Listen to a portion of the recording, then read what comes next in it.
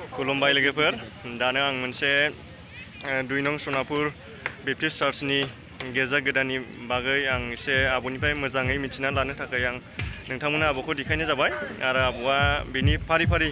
फारसिनबाय बेखेवनानै खोन्थालांसिगोन आरो गिबियावनो आफा इसोरखौ हामबायहोनो बेजों लोगोसे हामबायहोयो इउटिउब चेनेल आब' सोरां बिथाङा दिनैहाय जोंनि रंजानाय फोरबो दिनाव लोगो लाफैदों आरो जोंखौ बेबायदि मोनसे मिथिसार होनो आरो जोंनि बे 2 नं सनापुर बेप्टिस्ट चार्चनि जे गोदान गिर्जा लुखांनाय बेखौ एसे मिथिसार होनो बिथाङा जोंखौ सहाय खालामदों बेनिखायनो हामबायहोयो दा जोङो दिनैहाय खुब रंजानाय दिन जोङो दिनै गोदान गिर्जा गंसे लुखांबाय बेखौ दिनै फोथारनो थाखाय जोङो थामथिम जाबाय आलासिफ्रा फैगासिनो दङ दा मिथिहोनांगौ बिषया बेनो जाहैबाय जोङो बे गिर्जा न'खौ लुदोंब्लाबो आफाथथ'यल' लुदों मानो होनोब्ला जोंनि फुराना गिर्जाखौ जोङो बोफायनानै बेवहाय मोनसे गिदिर बिल्डिं मोनसे फाउन्डेसन खालामनो थाखाय जोङो बेबायदि मोनसे रायज्लायबाय आरो बेबायदि थामथिम जाबाय दा बे बिल्डिंआ लुखांसान्दि जों बेवहाय गिर्जा हाबनो होननानै जोंनि मण्डलिफ्रा सानलायनानै साखाथियावनो मोनसे फिसा मोनसे इमारजेन्सि बेबायदि गिर्जा लुनाय जादों दा बेखौनो दिनै इसोरनि मोखाङाव जोङो उत्सर्ग खालामनो थामथिम खालामबाय दिनै गामिनि मानसिफ्रा लाहार फाहार खालामगासिनो दङ आरो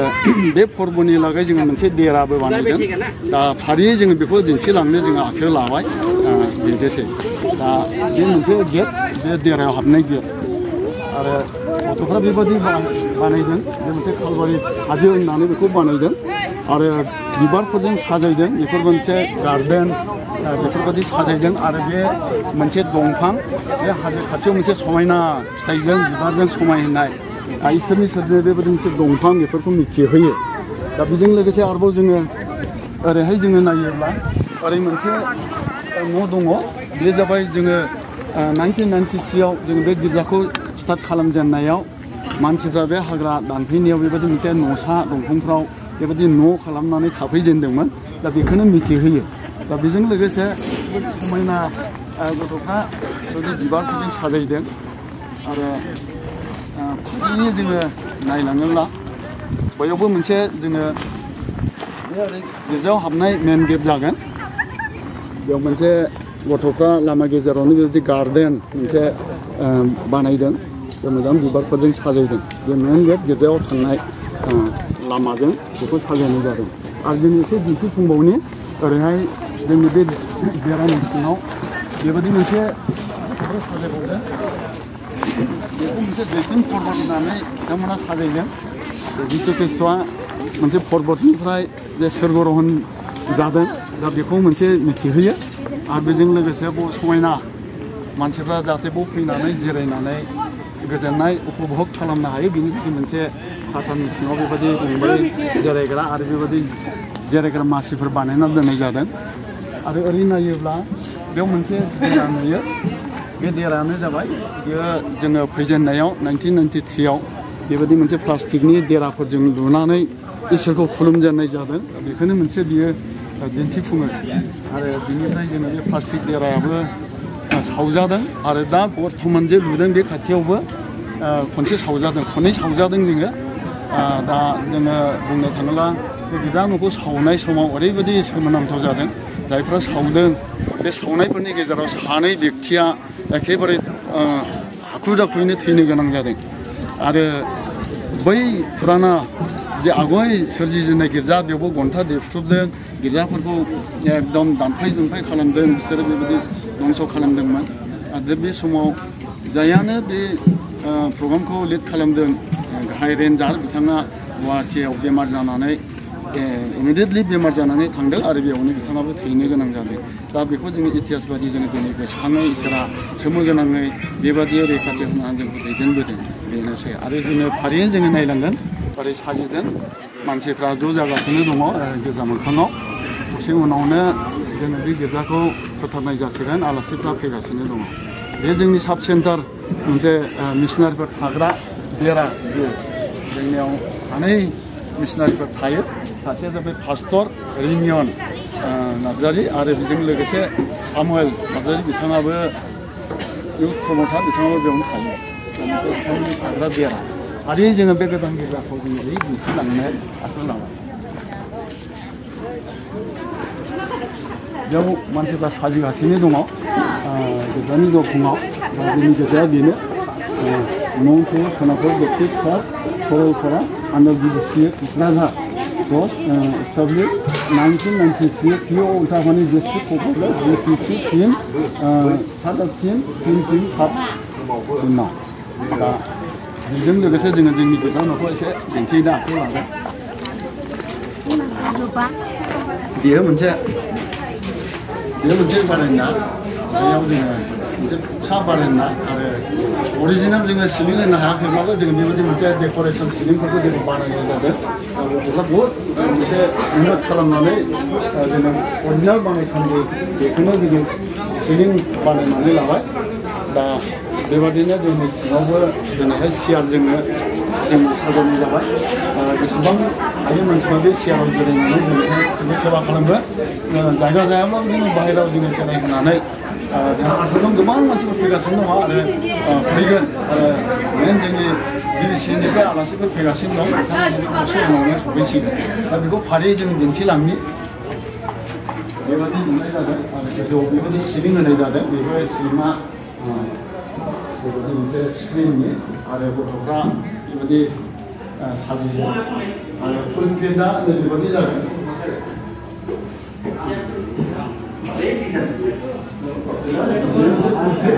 बेयावनो माने गथ'फोरा जिरायगोन जोङो गोबां आसनफोरखौ बानायजोबनो हायाखैब्लाबो जोङो जोंहा थांखि दं बेखौ जों मावफुंनांगोन दा दिनै आपातत जोङो बेबादि खालामबाय बेयाव बे मोनसे मेन पुलपिट आरो बेयाव स्पिकारनि मोनसे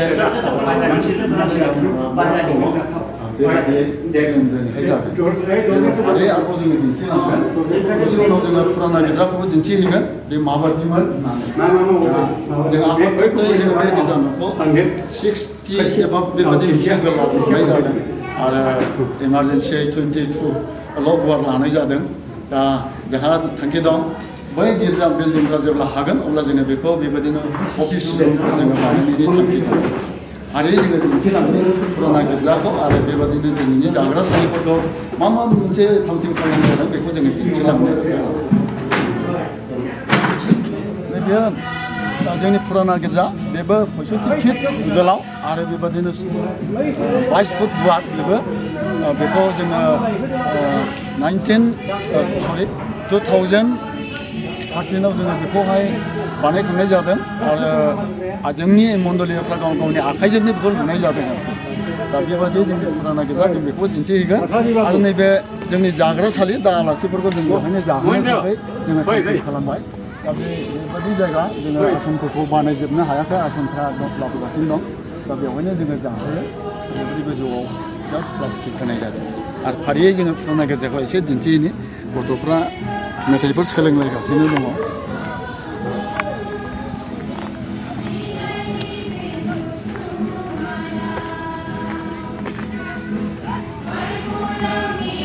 बेबादिमोन जोंनि फुराना गिर्जाया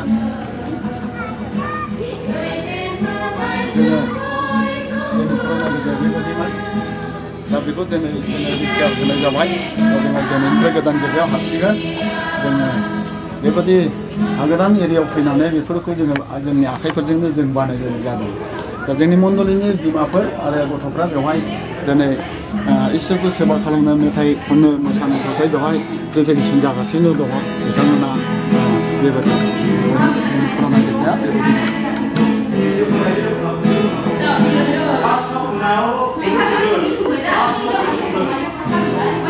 दसे उनाव जोङो थांगोन ओरै जोङो जानायनि थाखाय माबायदि लाहार फाहार खालामदों बेखौ जोङो दिन्थिहैगोन जोंनि बे गामि आरो बे गिर्जा जायगाया हाजोनिफ्राय खुब सम्भब 1 किल'मिटार बेबादिल' गाहायाव खाथियाव मोजां बेबायदि मोनसे हिमालय हाजो दङ समायना हाजोथार बे हाजोआ एकदम खाथियाव थाङोब्ला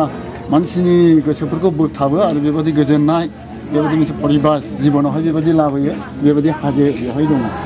गोबां गंगारफोर बुटनिसफोर बे जायगायाव थायो आरो बिसोरो डेभेलप कान्ट्रि जोङो गोजाननिफ्राय नुहुरा जायगायाव थाङोब्ला ओरैबायदि डेभेलप जाबाय बिसोरो बुटनिसफ्रा बिसोरनि लामाफोर बिसोरनि न' बां बिल्डिंफोर बिसोरनि थांनानै थानाय राहा बेबस्थाफ्रा सोमोनांथाव बिसोरो बेबादि फरेन कान्ट्रि जोंनि खाथियावनो जोंजों आरो बिसोरजों ओरैबायदि गोरोबा मानसिफोरा जोंनि गोरोबो जोङो थांलाय फैलाय खालामलायो बिथांमोनाबो जोंनो फैयो बाजाराव फैयो दखान खालामफैयो आरो जोंबो थाङो बेबायदि मोनसे जोंनो थांलाय फैलाय जोंनि रिलेसनशिपफ्रा मोजां बर्थमान सोलिगासिनो दङ दा फारियै जोङो आरोबाव गुबुनाव जोङो दिन्थिलांगोन सेस्था खालामगोन खाथियाव जोंहा बेबायदि मोनसे गय बागान दा बिदि बयबो गय बागान खालामजोब्बाय मानसिफ्रा गोबां गय बागान गायबाय सोरबा दा 12 लाख गाहाम मोनजेनबाय बागान गय बागान फाननानैहाय बेबायदि मोनसे बेवहाय मोजां उन्नति जायगा आरो खाथियावनो 12 मास दै बे खारनावहाय फिथाइफ्रा मोजां थायो जाय मानसिफ्रा फैयो खुब मोजां मोनफैयो बेवहाय जोंनि बे हाजोनि क्लाइमेटफ्रा जोंनि गोसोफ्राव बेबायदि रंजानाय आनन्द बेबायदि गोजोननाय लाबोयो दा बेनिखायनो बयबो बेयाव थानो मोजां मोननाय जायगा हाफोरखौ नायोब्ला रांखाव सिखावबो नुगोन जायगायाव खिन्थु ओरैबायदि परिबेस गोजोननाय मोनफैयो आरोखि फै जों आखौ जोङो आवगायलांनानै फैयो नायनो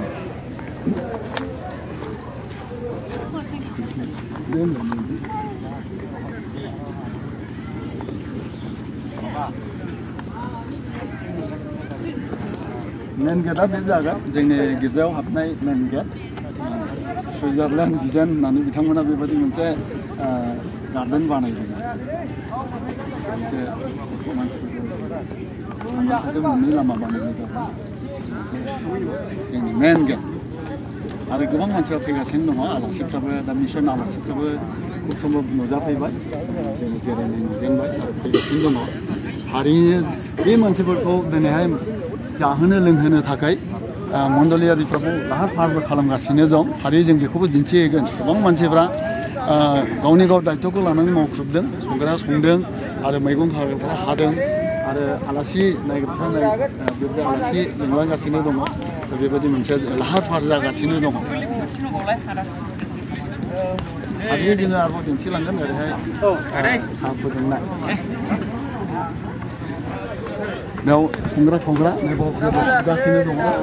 दाउ जादों आरो बे मावग्राफोरबो बिराद गोसो होग्रा माब्रै दं माब्रै मोजां ना मा खालामदों मा मावदों बेदर सुदों आच्छा बेदर मोनबाय नामा माखासे दे मावगासिनो दा आरो ओरै संगासिनो दङ संग्रा खावग्राफोर ओरै माइरं सुगासिनो दं ओरै ओंखाम मोनगासिनो दङ आरो मैगंफोर रेडिथार आच्छा मा ओंख्रि संदों बेवहायलाय लाब्रा गोथाव जाथारगोन ना आच्छा गोथाव जाथारगोन होननानै बुंदों ओरै दालि सागासिनो दङ एकदम भारा गिदिराव आरो ओरै बेदर एकदम टमेट' ओरै रेडि आच्छा मोननै रोखोम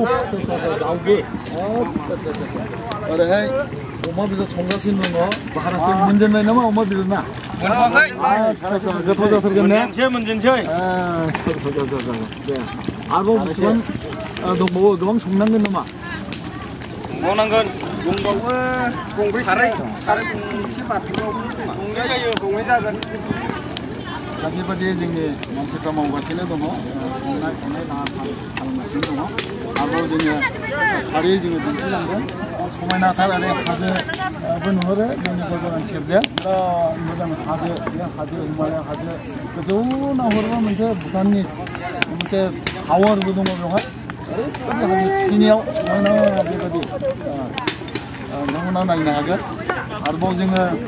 फारियैनो जोङो ओरै थांनानै बे मैगं हाग्राफोरखौ दिन्थिहैबावनोसै माबायदि मावगासिनो दं खामानि मावगासिनो दं बेफोरखौ जोङो फारियै दिन्थिनो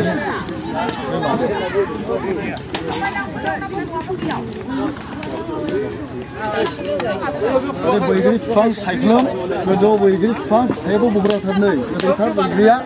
दा बेबायदि मोनसे बैग्रिनि सिङावनो दा मानसिफ्रा बेबायदि खामानि मावगासिनो दङ एकदम लाहार फाहार खालामगासिनो दङ गोदै बैग्रिया जाथावथाव खदै गथावथार मावगासिनो दङ आरो बेयाव माइ लानानै जिरायगासिनो दङ मेनेजमेन्टनि थाखाय बेवहाय माइक्र'फन मोनसे दोनदों आरो बिथांमोनानो मानसिफोरखौ बेनिफ्राय मेनेज खालामनाय जायो आरो ओरैहाय मैगं हागासिनो दं ओरैहाय मैगं हाखांबाय नामा आच्छा मा खालामनो नागिरदों दिनैहाय जेनेबा मा खालामनो नागिरदों गेजेर फोथारनो औ गोसोआव खुसि मोनदों ना आच्छा आच्छा आच्छा दे ओरैहाय नाहरना मिनि दे लगायनोसै खुसिनो थांलाबाय गोबां मानसिफ्रा थांबायनो दा मा खालामदों नोंसोरलाय मैगं हादों ना मा मैगं हाखो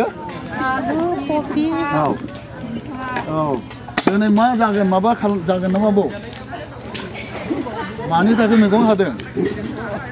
मानि थाखाय मैगं हादों मिनिनो नाङा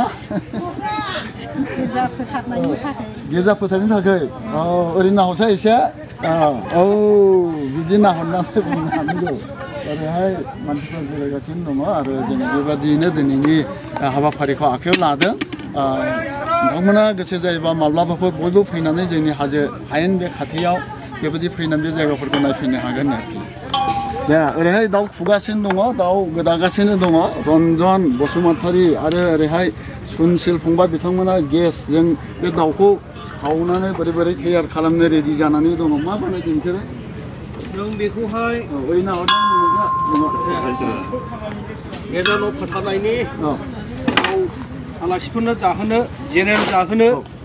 बे गासिबो बानायनाय जाबाय दाउआ बेल' नामा दाउआ दङ 1 कुइन्टेल बायदि दाउ दङ बाब लकेल जोबथार लकेल जोब आच्छा आच्छा बरियाथ' ओमफ्राय बेजों मा खालामगोन बेखौ दैखौ हनानै बेनि उनाव बेनि एसे खुन्दुं बायदि थायो बेखौ मेसिनजों एसे स्प्रे होनायसै आरोखि सावसिनगोन जानोबो गोथाव जायो ओमफ्राय दिनै बेखौ मानि थाखाय खालामदों मा जागोन दिनैहाय जोंहा 2 नं सनापुराव गिर्जा न' फोथारनायनि दिनै दिन थारिख दा बेखौहाय जोङो बे दाउ सावनायनि फारिखौ आलासिफोरखौ जाहोनो थाखाय थाम थिम खालामनाय जाबाय दे मावगासिनो थादो एसेनोसै